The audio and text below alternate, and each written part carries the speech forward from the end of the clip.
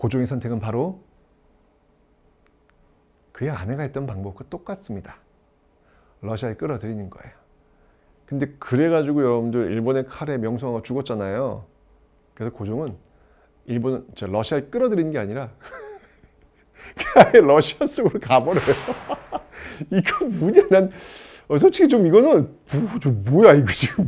아니 왕이 자기 집 하나 못 지키면서 어떻게 나라를 지켜. 이게 뭐 하는 짓이야 이게. 좀 어이는 없어요 사실은요. 근데 여러분들 또 이런 건 있어요. 정치인 고종이 선택했던 이 방식, 어쨌건 간에 이게 확실한 어떤 해결책은 아니었지만 러시아 공사관으로 들어가 버리는 순간, 사실 이제 여러분들이 갑오 을미개혁 과정 속에서 우리가 일본의 영향력으로 빨려 들어가는 상황이었잖아요. 왜냐하면 청일전쟁에서 일본이 이기면서 청나라는 아웃했거든요. 우리나라에서. 시모노스키족의 핵심이 그거예요. 그러면서 일본의 영향으로 빨려 들어가는 그 과정에서 이 고종이 러시아 공사로 가버리다 보니까 러시아와 일본의 세력 균형이 정확하게 맞춰져요. 그러니까 어느 누구도 이 한반도를 어찌할 수 없는 그런 상황이 돼버린 거예요. 권력이 딱 맞춰져 버리니까. 그러니까 요 시스템을 만드는 거예요. 아관파천, 이게 이제 아관파천이라는 건데, 아관파천 이전까지만 해도 일본의 영향력이 우리는 완전히 빨려 들어간 상황이었는데, 이게 러시아를 끌어들이면서 완전히 세력 균형을 맞춰버린 거예요. 요 세력 균형 속에서 고종이 움직일 수 있는 공간이 확보가 된 것이죠. 그래서 정치인 고종으로 본다면 신의 한 수였다. 네, 신의 한 수였다. 라는 생각은 들어요. 썩 보긴 안 좋네요. 그죠? 자, 어쨌건.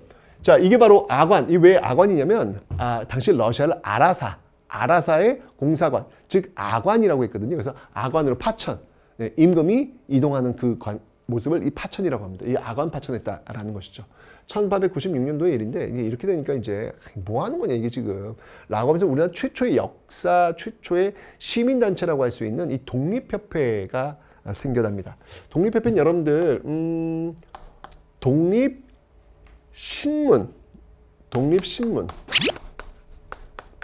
그 회원들이 중심이 돼서 만들었는데, 그 이유는 뭐냐면 바로 독립문을 만들려고요. 독립문을 세우려고. 그 독립이라고 하는 것은 청으로부터의 독립을 기념하기 위한 그 독립문. 그래서 이게 순서예요. 신문, 독립협회, 독립문, 이런 어떤 모습들인데, 자, 이 독립협회가 한 일이 굉장히 많이 있어요. 뭐가 있냐면 만민공동회라는 걸 엽니다. 이 만민공동회는 뭐냐면 우리나라 최초의 어찌 보면 정치적 집회라고 보시면 돼요.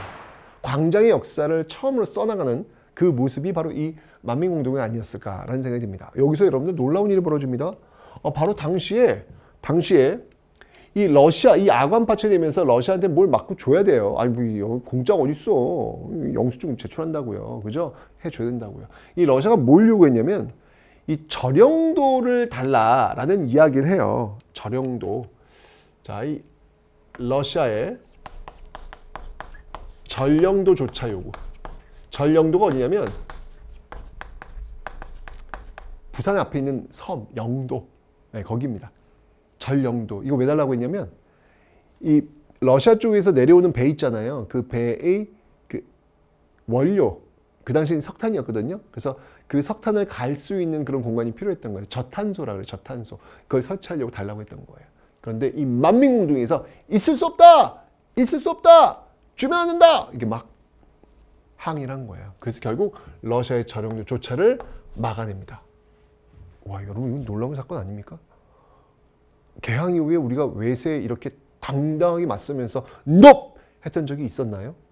없었어요. 외세에 빌붙어서 외세를 끌어들이면서 그저 그들의 비위를 맞추면서 살살살살 됐던 그 모습이 다였습니다. 그런데 이 만민 여기서 포인트는 뭐냐면 이 민이죠.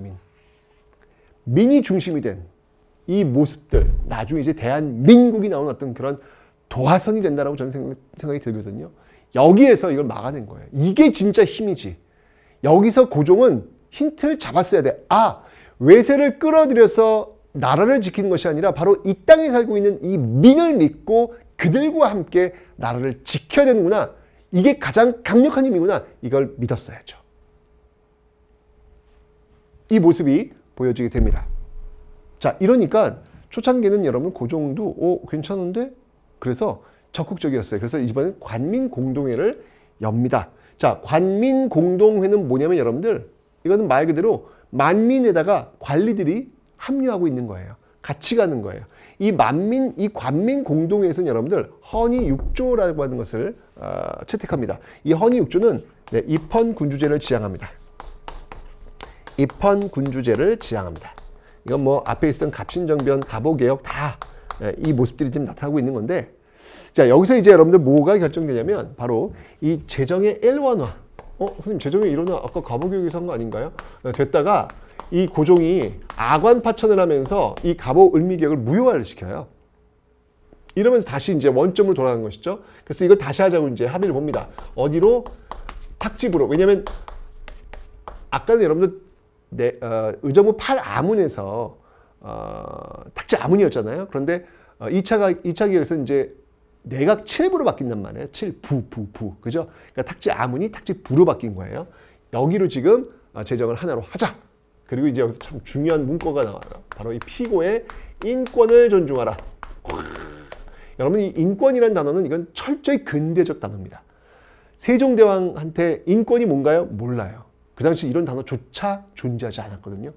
철저히 이거는 혁명을 거쳐서 확보한 단어입니다. 혁명의 그 피냄새가 묻어있는 그 단어가 바로 이 인권이라는 단어예요. 피고의 인권. 왜냐면 그 이전까지만 해도 죄를 지었다. 그럼 일단 고문부터 시작해요. 으아, 주리를 틀라라! 뭐 이러면서 이제 시작하는 거잖아요. 그런 거 하지 말라는 거예요. 아직 죄가 확정돼도 안 되는데 왜 고문부터 하냐는 얘기예요. 그들에도 인권이 있다는 얘기죠. 이런 얘기가 여기서 지금 나오고 있더라라는 것입니다. 자, 그러면서 여러분들, 드디어 어디까지 가냐면 중추원 관제. 이 중추원 관제, 이 선포까지 갑니다. 이 중추원 관제 선포는 어떤 의미가 있냐면 바로 의회 설립 운동. 이 의회 설립 운동으로 지금 가고 있다는 얘기예요. 그러니까 국회를 얘기하는 겁니다. 지금 국회를 지금 설립하는 어떤 그런 모습까지 가고 있더라라는 얘기죠. 지금 잘 나가고 있어요, 지금. 그죠? 근데 여러분들, 고종이 얘들 혹시 내 권력을 지금 달라는 거 아니야? 기분이 안 좋았던 거예요. 이러면서 어떻게 하냐면 이 독립협회를 해산시켜버립니다.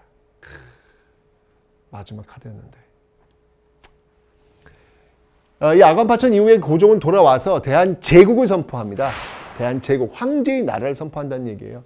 이 대한제국이 수립되었지만 결국 이 대한제국은 이 만민공동회를 공격합니다. 네, 공격합니다. 자, 근데 이 공격을 했던데 앞장섰던 인물들이 누구였냐면 바로 황국협회.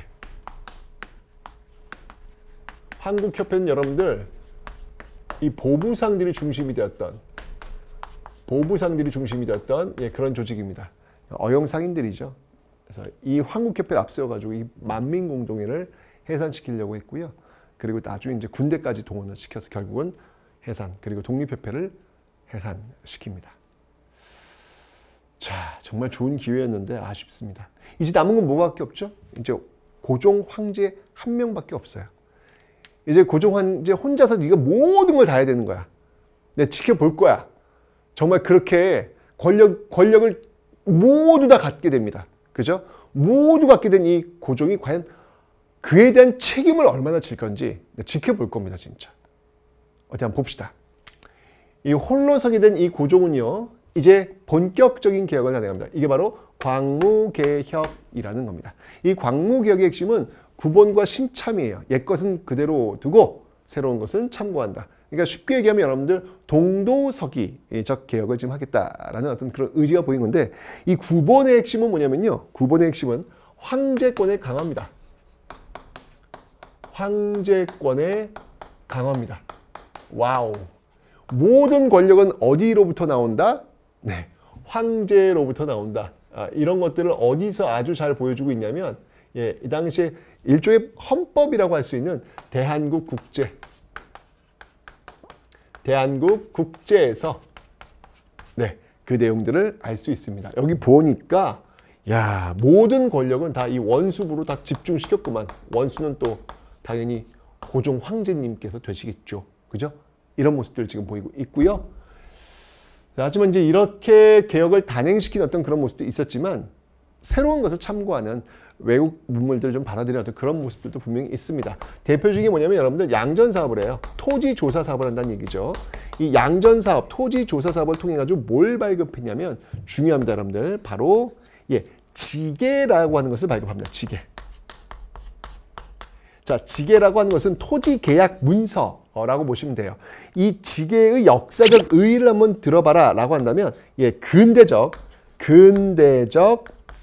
토지 소유 문서, 토지 소유권, 근대적인 토지 소유 문서를 이 지계에서 이야기해주고 있다라는 것이죠. 근데 뭐 러일 전쟁이 벌어지면서 결국은 이제 이 양전 사업, 지계 발급은 이제 흐지부지는 되지만 어쨌건 이런 모습들이 지금 나타나고 있더라라고 하는 거 기억해 놓으시면 되겠습니다. 됐죠? 뿐만 아니라 여러분들, 바로 이 상공업을 진흥시키는 그런 어떤 모습들도 보이고 있습니다. 나름대로 지금 이 고종은 나름대로 어떤 이 개혁들을 지금 혼자 남았으니까 이 지금 개혁들을 지금 단행시키려는 어떤 그런 모습들이 지금 나타나고 있더라라고 하는 것입니다. 이건 뭐냐면 바로 이 러시아와 일본의 팽팽한 균형이 있었기 때문에 그 공간 안에서 이 고종이 개혁을 할 수 있는 그 공간을 확보했기 때문에 가능했던 거예요. 근데 여러분들, 만약에 우리 가설을 한번 세워봅시다. 만약 러시아와 일본의 균형이 깨지면 어떻게 될까요? 이 깨지면 어떻게 될까? 이 고종의 개혁 공간이라고 하는 게 과연 존재할 수 있을까? 외세에 의지해서 이 개혁을 지금 하고 있는 건데 외세의 어떤 균형이 깨져버리면 이 개혁이 가능할까? 궁금해요. 자, 다음 강의에서 그 이후, 대한제국 이후 상황이 나옵니다. 어떤 모습으로 갈지 다음 시간에 확인해 보도록 하겠습니다.